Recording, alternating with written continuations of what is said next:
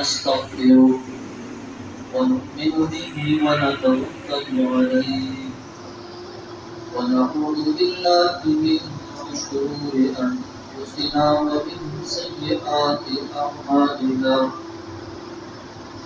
من يهده الله فلا مضل له ومن يضلله فلا هادي له ونشهد أن لا إله إلا الله وحده لا شريك له ونشهد أن سيدنا وسندنا وحبيبنا ومولانا محمدا عبده ورسوله أما بعد فأعوذ بالله من الشيطان الرجيم بسم الله الرحمن الرحيم يا أيها الذين آمنوا كتب عليكم الصيام كما كتب على الذين من قبلكم لعلكم تتقون وقال النبي صلى الله عليه وسلم إن الله يغفر بهذا الكتاب أقواما ويذر به آخرين صدق الله وصدق رسوله النبي الكريم ونحن على ذلك لمن الشاهدين والشاكرين والحمد لله رب العالمين. اللہ رب العزت کا بہت بڑا فضل اور کرم ہوا. اللہ تبارک و تعالی نے ہمیں رمضان المبارک جیسا عظیم مہینہ، پھر رمضان المبارک میں ہمیں روزہ اور تراویح جیسی عظیم عبادتیں عطا فرمائی، اور پھر اس میں تراویح میں ہمیں پورا قرآن مجید سننے کا موقع عطا فرمائی. اس میں ہمارے محترم مولانا ضیاء الرحمان صاحب اور ہمارے بھائی شاہد صاحب مبارکباد کے مستحق ہیں، اور آپ تمام نمازی حضرات مبارکباد کے مستحق ہیں کہ اللہ تبارک و تعالی نے آپ کا انتخاب کیا اور اپنے گھر اپنے مسجد لا کر اپنا پاک کلام سنے.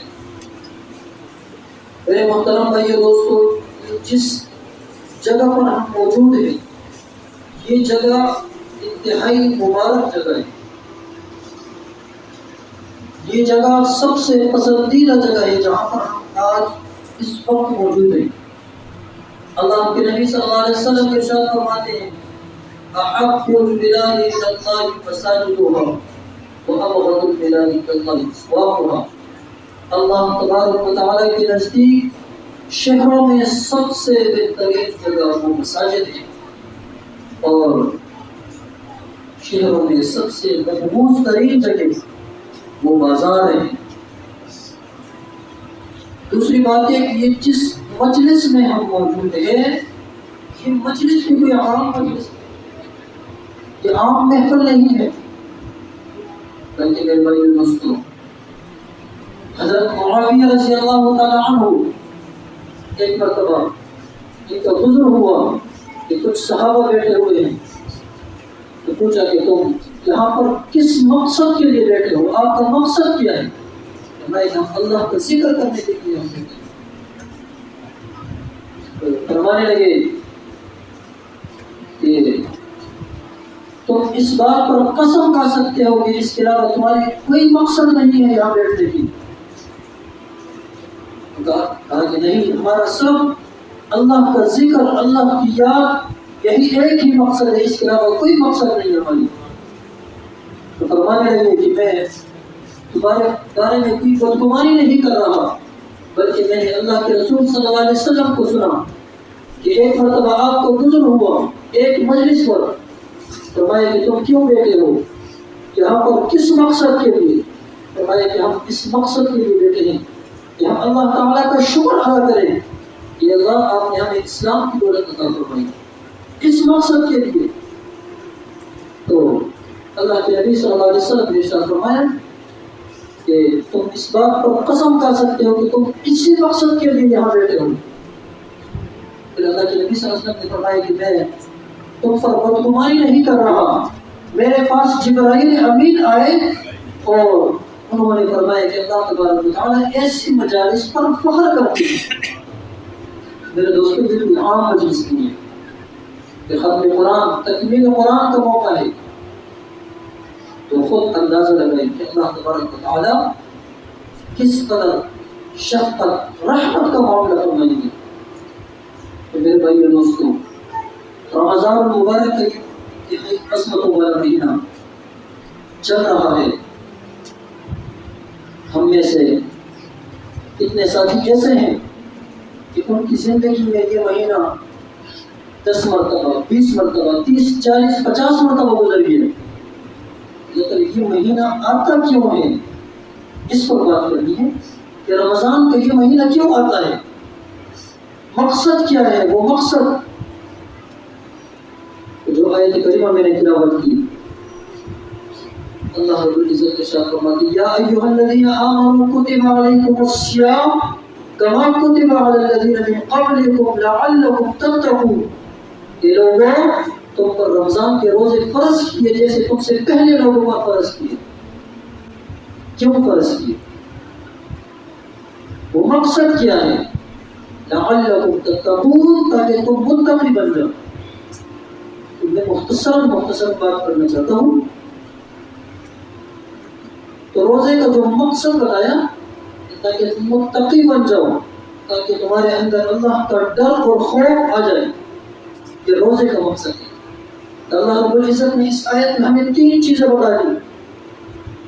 پہلی چیز یہ بتائی کہ روزہ فرض ہے، دوسری چیز صرف تم پر فرض نہیں، تم سے پہلی امتیں گزری ہے ان پر بھی فرض ہے، تیسری چیز کہ یہ بھوک اور پیاس کی شدت یہ صرف تم برداشت نہیں کر رہے، تم سے پہلی امتوں نے بھی برداشت کیا، اور انہوں نے برداشت کر کے تقویٰ کو حاصل کیا، تم بھی برداشت کر کے حاصل کیا۔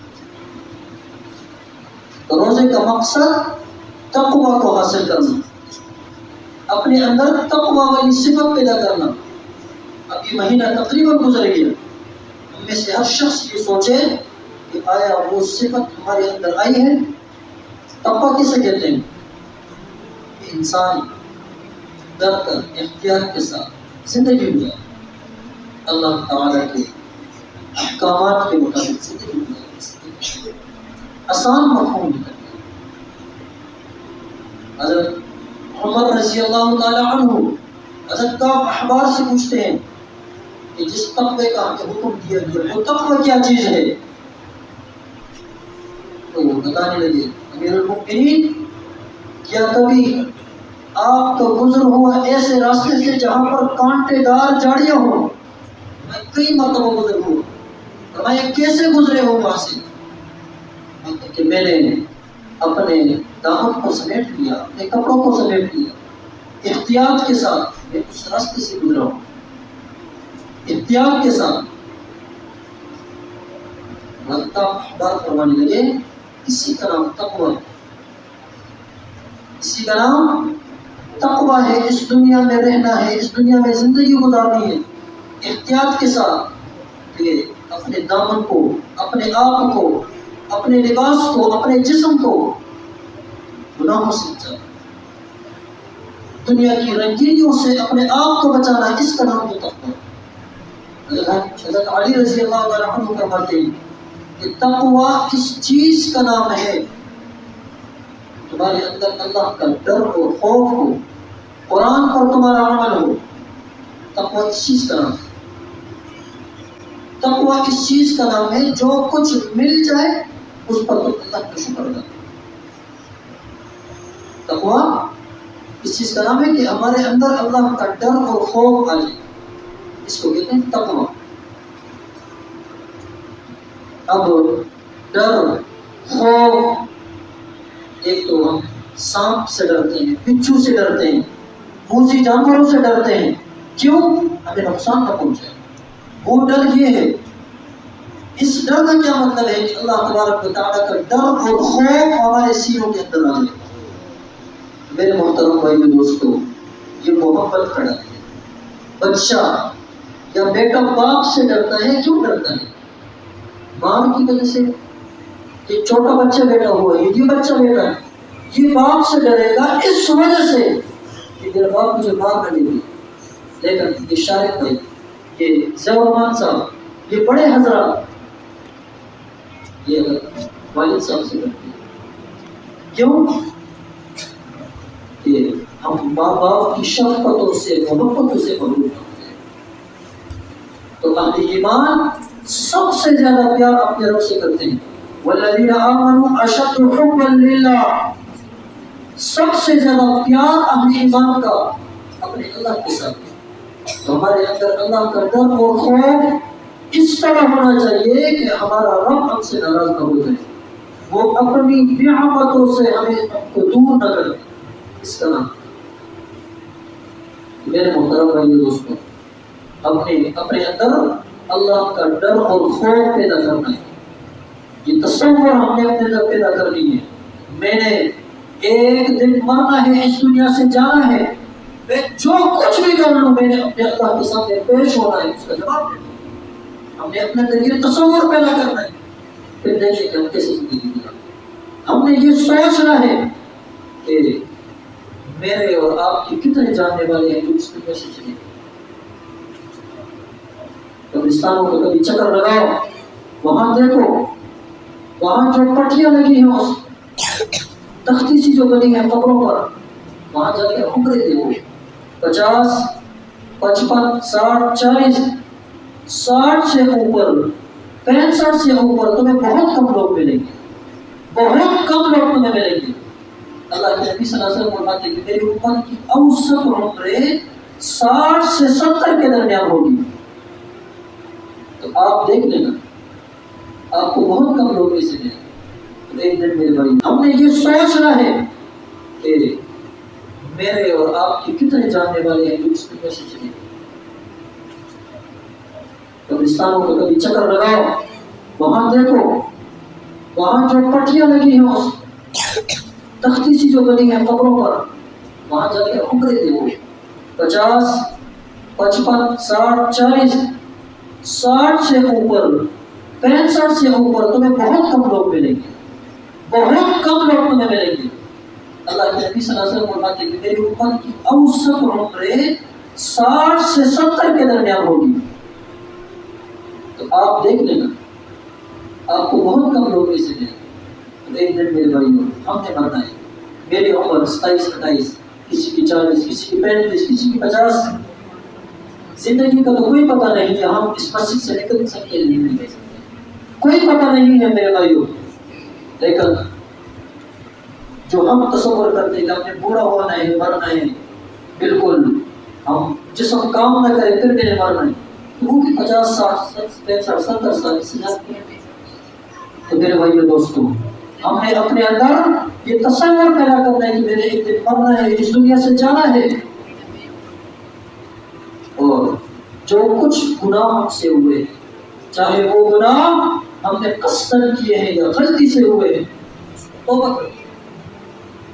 گناہوں سے ہم نے توبہ کرنی ہے میرے بھائی. بجائے میں لمبی چوڑی بات کروں، اصل میرے بھائی دوستوں، ہم نے جتنے بھی گناہ، ہر شخص ہم میں سے یہ سوچے میں نے کتنا عرصہ گناہوں میں گزارا، کتنا وقت گناہوں میں گزارا، کتنا وقت میں نے نیکیوں میں گزارا ہے. ہم میں سے ہر شخص کی سوچتا ہے. اور توبہ کیسی توبہ کرے؟ فرمائیں گے یا ایھا الذین آمنوا توبوا الی اللہ توبۃ نصوحا. ایک ایمان والو، توبہ کرو، ایسی توبہ جو نصوح ہو. نصوح کا معنی ہے جب کپڑا پھٹ جاتا ہے نا، سوئی کے ذریعے سے اس کپڑے کو سلایا جاتا ہے، تو اس سلانے کے عمل کو نصوح کہتے ہیں. جب بندے کا تعلق اس کے رب سے ٹوٹ جائے تو یہ توبہ بھی وہی کام کرتی ہے جو سوئی کرتی ہے. حضرت معاذ بن جبل رضی اللہ تعالیٰ عنہ نے پوچھا یا رسول اللہ، یہ توبۃ نصوحا، توبۃ نصوحا کیا چیز ہے؟ فرمائے کہ بندہ